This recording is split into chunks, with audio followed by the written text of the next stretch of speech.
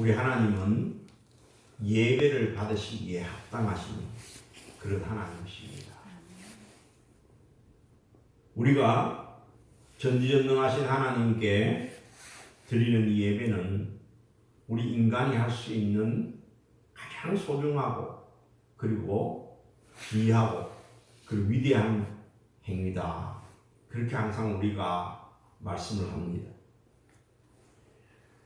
우리 한국교회가 지금 이 우한 코로나19 바이러스 때문에 예배가 상당히 어려움을 당하고 있습니다. 그래서 많은 교회들이 모이지를 못하고 예배를 온라인으로 대체하고 또 방송으로 대체하고 또 모여도 아주 작은 모임으로 그렇게 모이는 그런 모습들을 우리가 보게 되어집니다. 한 3주가량 이렇게 예배를 제대로 못 드리게 되니까 목회자들도 굉장히 힘들어합니다. 또 교인들도 예배를 못 드리니까 굉장히 공허하다 그렇게 이야기를 하는 사람들이 많아지고 있다고 합니다. 그래서 예배가 얼마나 귀한지 하나님 앞에 나와서 찬송하고 기도하고 함께 교회 생활하는 것이 얼마나 복된 일인지 다들 그리워하는 그런 시간들이 되어져 가고 있습니다. 우리가 하나님 앞에 드리는 이 예배를 얼마나 귀하게 여겨왔는지 모릅니다. 우리 한국교회는 특히 이 예배를 아주 생명처럼 그렇게 귀하게 여기고 목숨처럼 귀하게 여기고 왔습니다. 많은 참으로 시련과 어려움과 고난이 있었지만은 그 고난 가운데에서도 예배가 중단되어 본 적이 거의 없습니다. 또 이 예배를 우리가 드리고 주일을 성수하고 하는 것을 정말 너무나도 그렇게 소중하게 생각하는 거죠. 그래서 우리가 어떻게 하든지 어떤 형태로든지 하나님 앞에 예배 드리려고 우리는 발버둥을 치고 있습니다. 최근에 우리가 언론에 나오는 이야기들을 들어보면 우리 기독교가 예배 드리는 것에 대해서 굉장히 좀 폄하하는 그런 모습들이 있습니다. 일부 교회에서 감염이 있고 또 그런 일들이 있습니다만은 자꾸 교회의 어떤 그런 것들을 통해 가지고 뭔가 되었다고 하는 그런 쪽으로 상당히 몰고 가려고 하는 그런 분위기도 많이 감지가 됩니다. 그래서 최근 TV 방송에 보면은 이런 이야기를 합니다. 천주교도 미사를 드리지 않고 불교도 법회를 열지 않는데 왜 유독 기독교에만 예배를 강조하느냐? 왜 기독교만 예배를 드리려고 그렇게 애를 쓰느냐? 그러면서 마치 기독교가 굉장히 독선적인 그런 종교인 것처럼 그렇게 몰고 가는 그런 사회적인 분위기도 없잖아 있는 것 같습니다. 근데 우리가 분명히 알아야 합니다. 천주교와 불교와 우리 기독교는 분명히 다릅니다. 그거를 이해하지 못하면 여러분 교회의 예배에 대해서 제대로 이해할 수가 없습니다. 천주교인들이 미사를 드립니다만은 천주교회는 이 주일날 딱 이렇게 미사를 드리는 게 아닙니다. 그 사람들은 토요일날도 드리고 금요일도 드리고 또 평일날도 드리고 언제든지 가서 드리면 됩니다. 또 주일 성수라는 개념이 천주교에는 그렇게 없습니다. 그렇기 때문에 천주교회는 많은 사람들이 미사를 사실 드리지 않고 있습니다. 불교도 마찬가지입니다. 스님들이 동안과 하안극을 해가지고 겨울철에 말 같으면 들어가 수련할 때도 있고 여름철에 들어가 수련할 때도 있습니다. 그럴 때는 말까 법회가 중지가 됩니다. 그러니까 정기적으로 법회를 하는 게 아니에요. 그러나 우리 기독교는 여러분 그렇지 않습니다. 우리 기독교는 예배를 해도 되고 안 해도 되는 게 아니에요. 하나님께서 우리에게 안식을 거룩하게 지키라고 말씀하셨고 하나님께서 우리에게 예배하기를 원하시기 때문에 이 예배는 바로 뭐냐 하면은 하나님의 명령이기 때문에 우리는 어떤 핍박과 박해와 어려움과 고난이 있어도 이 예배를 드려야 하는 겁니다. 그리고 우리는 하나님 앞에 찬양하고 하나님 앞에 기도하고 하나님의 말씀을 경청하고 우리가 하나님 앞에 봉헌하면서 나아가야 된다는 것을 여러분 믿으시기를 바랍니다. 우리나라가 참으로 일제의 그런 치하했을 때에 신사참배를 거부했다는 그런 이유로 반대했다는 이유로 조선 총독부가 교회를 폐쇄한 곳들이 있었습니다. 예배를 드리게 하지 못하게 한 것들이 있었습니다. 그렇게 해서 공예배가 중지된 적이 있습니다. 그러나 그때로 말할 것 같으면 성도들은 몰래 가정에서 모여가지고 예배를 드리면서 하나님 앞에 나아갔던 겁니다. 여러분, 코로나19 때문에 예배를 드리면 교회가 많아지고 온라인으로 방송으로 예배를 대처하는 그런 나라 같으면 현실에 있지만 이런 때에 우리가 예배라는 것이 무엇인가 하는 것을 정말 깊이 다시 우리가 생각해보고 그리고 하나님 앞에 참된 예배를 드리기 위해서 우리가 더욱더 노력해야 될 줄로 믿습니다. 엄밀한 의미에서 여러분 온라인 예배나 방송 예배나 이런 거는 여러분 참된 예배가 될 수가 없습니다. 여러분 하루 종일 기독교 TV에 여러분 목사님들이 나와서 설교를 하고 또 여러분 방송을 하고 합니다. 그걸 여러분 우리가 보고 있다고 해가지고 여러분 예배를 드렸다 이렇게 말할 수 있습니까? 그렇지 않아요. 여러분 그것은 기독교 방송을 시청하고 있는 겁니다. 예배는 여러분 어떤 아주 좋은 그런 뭐 파이프로그 안에 있는 예배당 그 다음 유창한 설교를 하는 목사님 그 설교를 듣는 그게 아니에요. 예배는 우리가 몸으로 드리는 거예요. 예배는 우리가 삶으로 드리는 거예요. 예배는 우리가 마음으로 드리는 거예요. 그러니까 진정한 예배는 뭐냐 하면 여러분 교회 예배당에 나오지 못하면은 집에서라도 TV를 끄고 내가 내 입으로 하나님을 찬송하고 내가 내 입으로 간절하게 하나님 앞에 회개의 기도를 올리고 내가 하나님의 말씀을 보고 하나님의 말씀을 묵상하면서 하나님의 음성에 귀를 기울이고 그리고 그 말씀을 붙들고 하나님 앞에 간절히 간구하면서 우리가 몸으로 마음으로 정성을 다 쏟아서 그렇게 우리가 예배를 드려야 그것이 하나님이 기뻐하시는 그런 예배라고 하는 것을 꼭 여러분 명심할 수 있게 되기를 바랍니다. 예수님께서 오늘 사마리아라는 지역을 들어가셨습니다. 이스라엘 우리가 나라를 이렇게 보게 되면요. 이스라엘 나라가 이렇게 길쭉하게 생겼습니다. 저는 오늘 이스라엘 설 쉽게 여러분들에게 설명하기 위해서 생선을 가지고 여러분들에게 설명을 좀 하고자 합니다. 이스라엘 만약 생선이라 그러면 여러분 생선 꽁기를 이렇게 딱 들면 꼬리 부분 있고 그 다음 머리 부분이 있고 몸통 부분이 있지 않습니까? 이 세 부분을 말 같으면 나누면은 유다 나라는 어디 쪽이냐면 머리 부분이에요. 남쪽에 있는 머리 부분이고 예루살렘은 어디쯤 되느냐 하면은 그 머리 부분에서 눈 아래에 해당되는 부분이 뭐냐 하면은 예루살렘이다. 그렇게 여러분 생각하면 돼요. 그럼 갈릴리는 어디냐?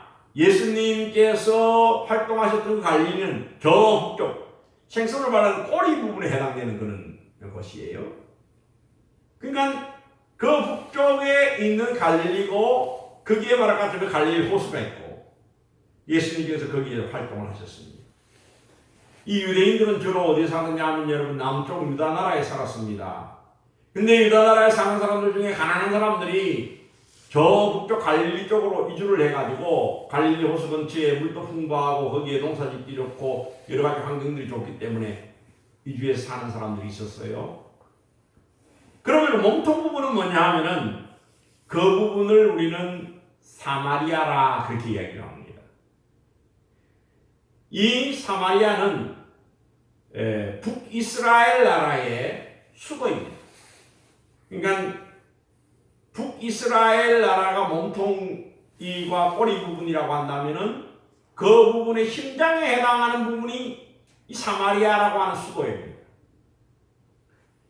유대인들은 사마리아 사람들을 여러분 굉장히 무시했습니다. 왜 무시했냐? 북이스라엘 나라가 여러분 아수르 나라의 공격에 의해 가지고 유다 나라보다 먼저 망했습니다. 그러고 난 다음에 아수르 사람들이 군인들을 사마리아에 주둔시켰어요. 그러면서 뭐냐 하면은 사마리아의 혼혈 정책을 썼습니다. 그래서 사마리아는 말 같으면은 순수한 이스라엘 혈통을 지키지 못하고 아수르 사람들과 특별히 아수르 군인들과 말 같으면 혼혈족이 된 거예요. 그래서 유대인들은 그 사마리아 사람들을 아주 개 같은 잡종이다. 그러고는 말 같으면 욕을 했습니다.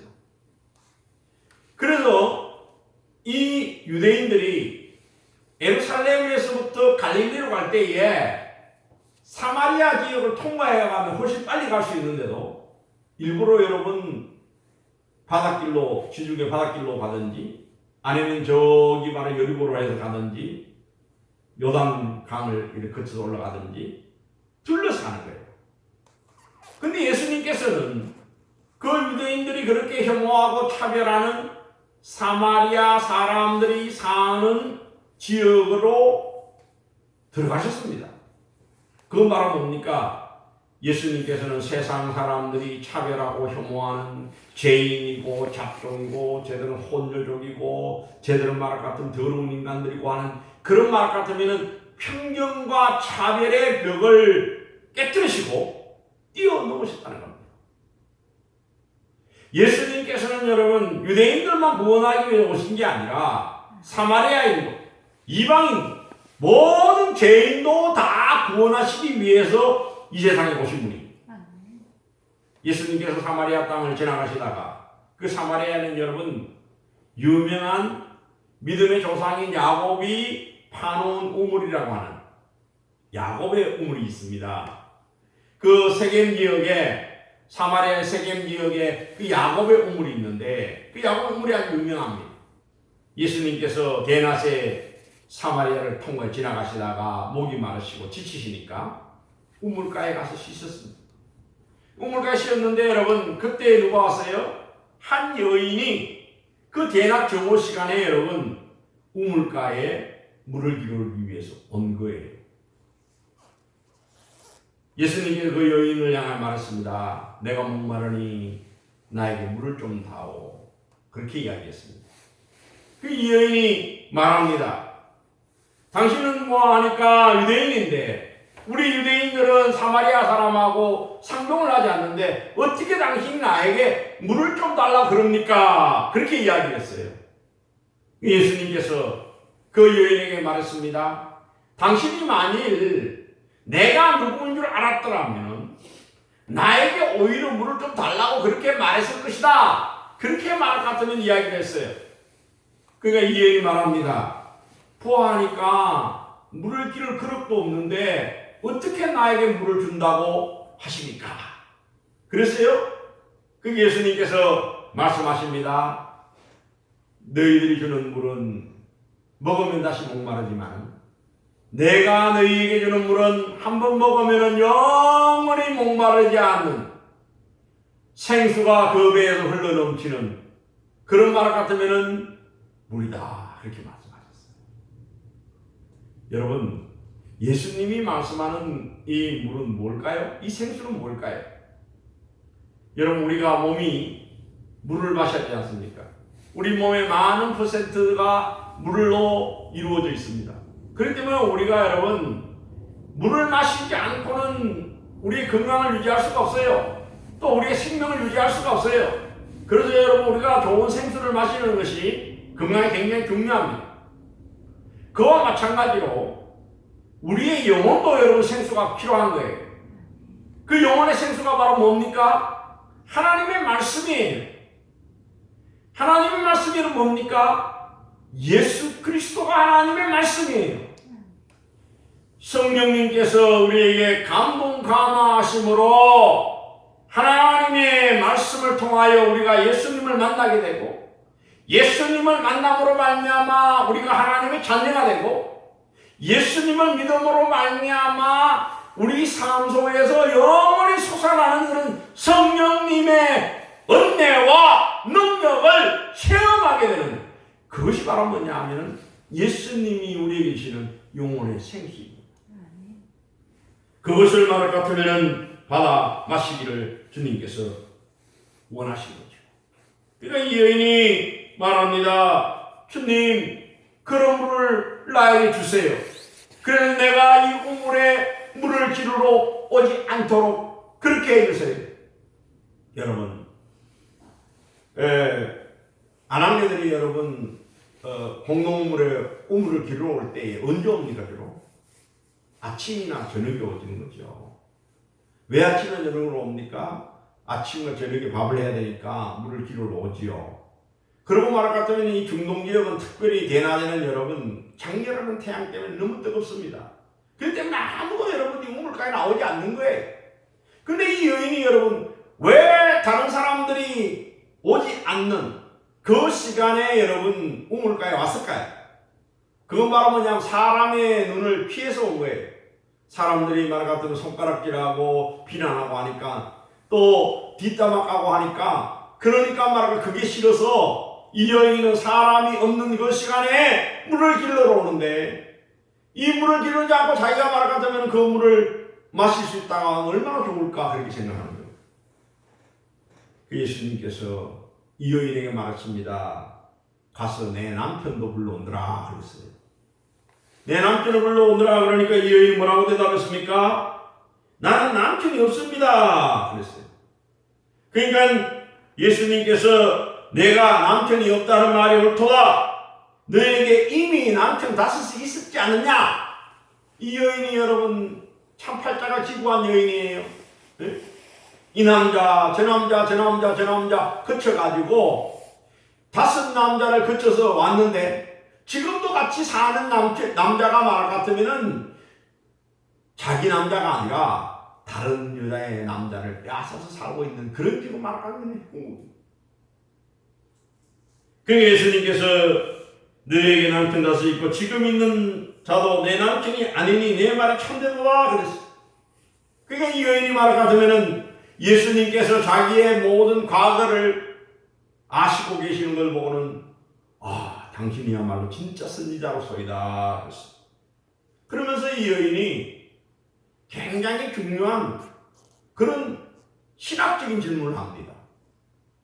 비록 말을 같으면은 그렇게 세상을 살아왔지만 이 여인에게 영적인 고민이 있었던 거예요.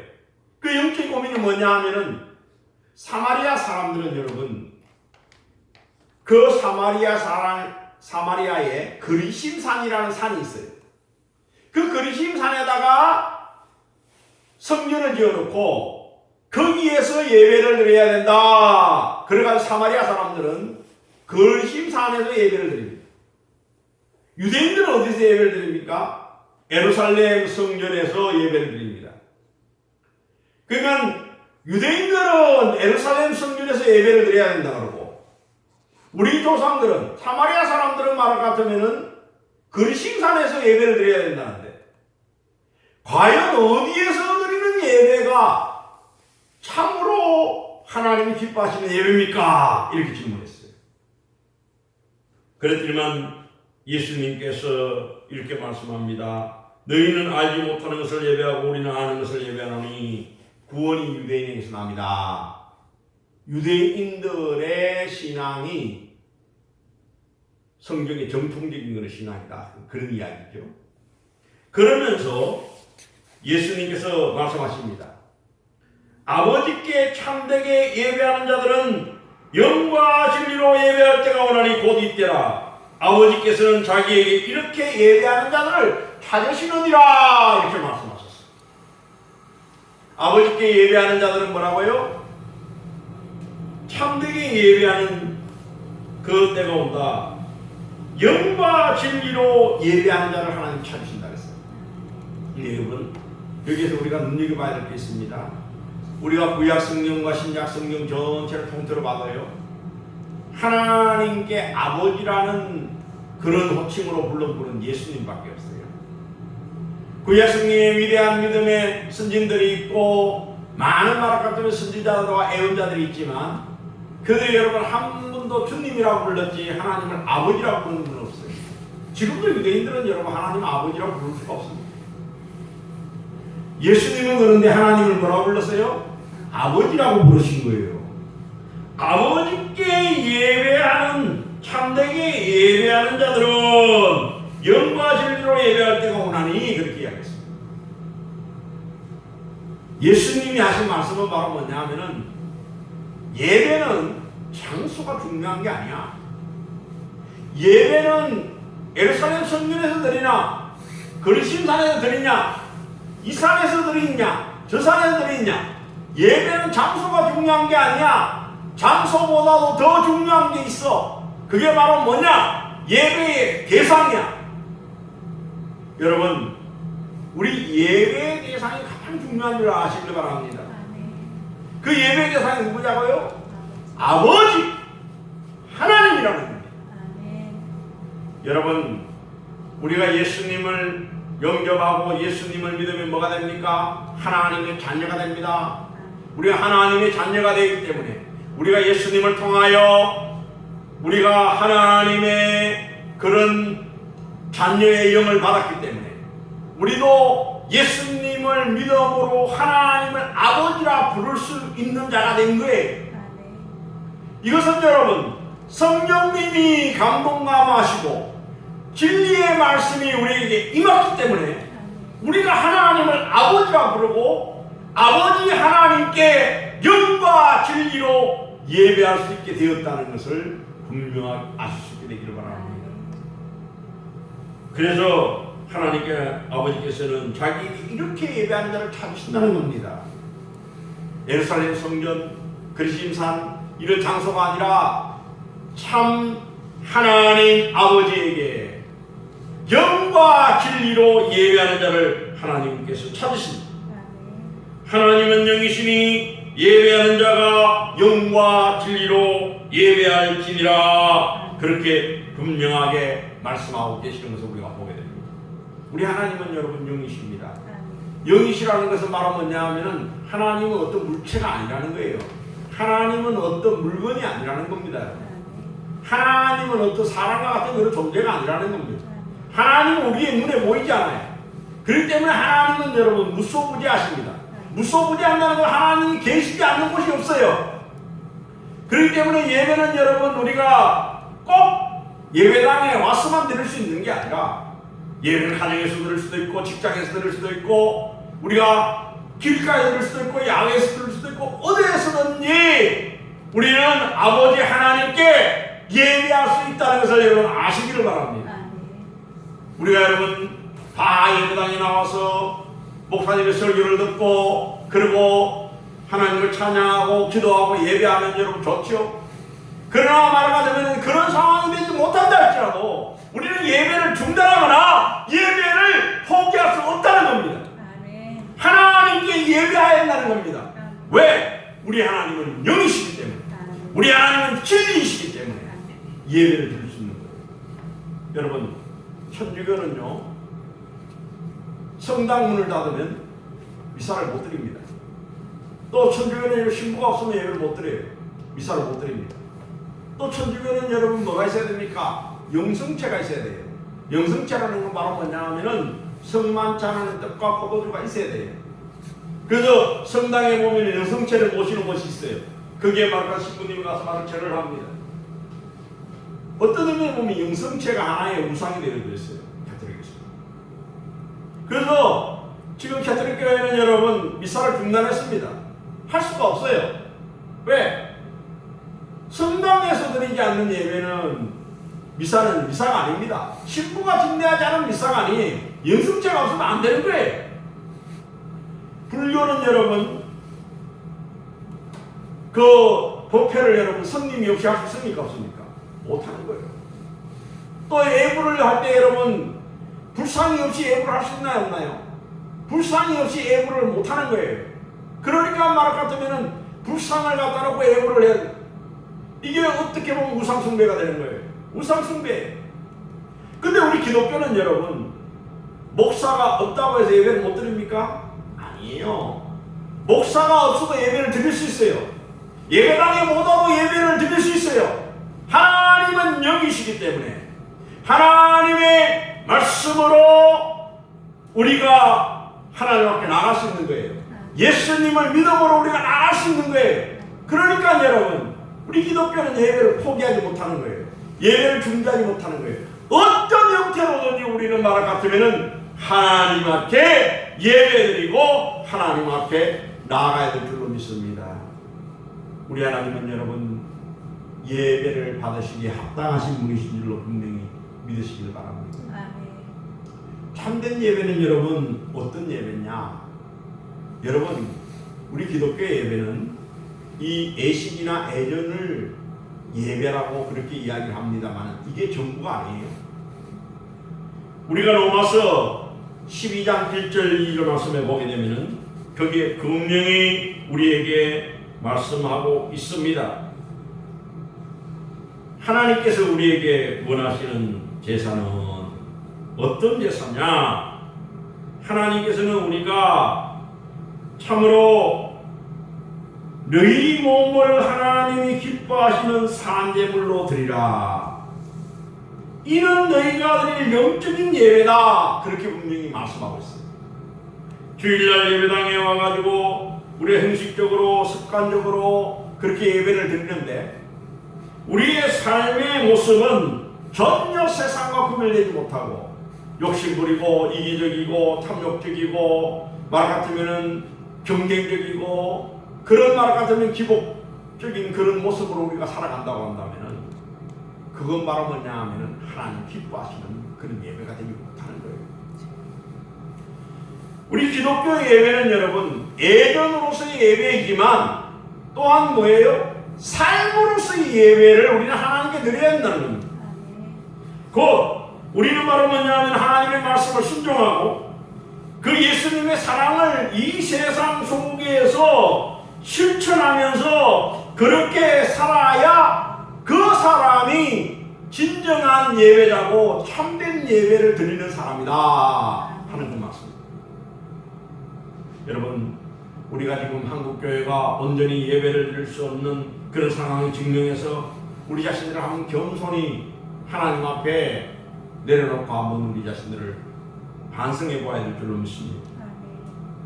우리가 지금까지 드린 예배가 영과 진리로 마음과 정성을 다해서 목숨을 다해서 하나님 앞에 산 제사로 하나님 앞에 예배를 드렸는지 아니면 예배당만 들락들락거리면서 형식적으로 습관적으로 우리가 예배를 드리지 않았는지 우리가 한번 생각해봐요. 우리 이사야서 1장 11절에 보면 하나님께서 이스라엘 백성들에게 그 이사야 선지자를 통해서 말씀하셨습니다. 너희들이 무수한 재물이 무슨 유익하뇨? 나는 순양의 번제와 살찐 짐승의 기름에 배불렀고 나는 수송아지나 어린 양과 순염소의 피를 기뻐하지 않으니 너희가 내 앞에 보이러 오니 이것을 누가 너희에게 요구하였느냐? 헛된 재물을 가지고 오지 말아라. 분양은 내가 가정에 여기는 바요 초하루와 안식일과 대회로 모이는 것도 내가 견디지 못하겠노라. 내 마음이 너희의 초하루와 정한 절기를 싫어한다. 그렇게 말씀하셨습니다. 유대인들이 드리는 형식적인 제사, 형식적인 말과 예배가 하나님께서 이제는 말 같으면 실정이 나고 신문이 난다는 겁니다. 그러면서 이사야 선지자는 분명히 말합니다. 하나님께서 원하시는 것은 스스로 죄를 씻으며 스스로 깨끗하게 하며 내 목전에서 악한 행실을 그치고 선행을 배우며 정의를 구하며 고아를 위하여 신원하며 가부를 위하여 변호하라 라고 하십니다. 세상에 가난한 자, 고통당하는 자, 어려움 당하는 자, 힘들게 사는 그 모든 사람들을 향하여서 자비를 베풀고 긍휼을 베풀고 그리고 정의를 행하고 그런 삶으로서의 예배가 수반되어야 하나님께 드리는 예배가 하나님이 기뻐하시는 예배가 된다는 겁니다. 화려하게 여러분 비싼 파이프로 갖다 놓고 화려하게 예배당을 짓고 비를 잔뜩 내가지고 말할 것 같으면 그렇게 여러분 예배당을 짓고 예배를 드린다, 그 예배를 하나님 기뻐하는 게 아니에요. 하나님께서 진정으로 원하시는 것은 자비와 긍휼과 정의입니다. 그리고 바로 뭐냐면은 가난한 자들과 함께하는 그런 삶, 고통을 분담하는 그런 삶, 그런 삶을 하나님께서 우리에게 요구하고 계시다는 겁니다. 그러니까 지금 바로 뭐냐면 우리에게 당하는 이 재앙과 환난을 통해 우리가 깨달아야 될 것은 바로 뭐냐면은 우리 교회가 더 이상 말하기 이기적으로 탐욕적으로 그렇게 말할 것 같으면은 나아가서는 안 된다는 거예요. 우리가 철저하게 하나님 앞에 회개해야 된다는 거예요. 우리가 철저하게 거듭나야 된다는 거예요. 그래서 참된 예배는 진정한 회개와 하나님의 말씀에 순종하는 그런 결단이 필요하다는 겁니다. 그래서 이사야는 말합니다. 오라 우리가 서로 변론하자. 너희 죄가 주홍 같을지라도 눈같이 휘어질 것이고 기름같이 붉을지라도 양털같이 휘어지리라. 여러분 우리가 하나님 앞에 나아가서 옷을 찢지 말고 마음을 찢고 우리가 통회하고 자복하는 마음으로 하나님, 내가 너무나도 탐욕적으로 살았습니다. 이기적으로 살았습니다. 내가 너무나도 하나님 아버지 가난한 자들을 돌보지 못했습니다. 고통당하는 자들을 외면했습니다. 하나님, 나를 용서해 주시기를 원합니다. 내가 더 사랑하기를 원합니다. 내가 더 나누기를 원합니다. 내가 더 섬기기를 원합니다. 내가 더 베풀기를 원합니다. 그렇게 말할 것 같으면 통회하고 자복할 때에 하나님께서 우리에게 긍휼을 베풀으시고 자비를 베풀으실 줄로 믿습니다. 여러분, 참으로 예수님의 보혈의 능력을 힘입고 우리가 회개하고 하나님 앞에 나아가십시다. 하나님 앞에 보답게 나아가면 하나님께서 우리를 용서해 주시겠습니다. 하나님께서 우리를 지켜주실 것입니다. 하나님께서 우리를 도와주실 것입니다. 그래야 해서 우리가 건강하고 생명도 지킴받고 그리고 행복한 그런 삶을 살게 될 줄로 믿습니다. 우리가 진정으로 하나님 앞에 깨뜨리고 회개하고 우리가 하나님 앞에 나아갈 때에 하나님께서 참으로 우리를 긍휼히 여기셔서 이 재앙과 환난을 면하게 하시고 그리고 우리를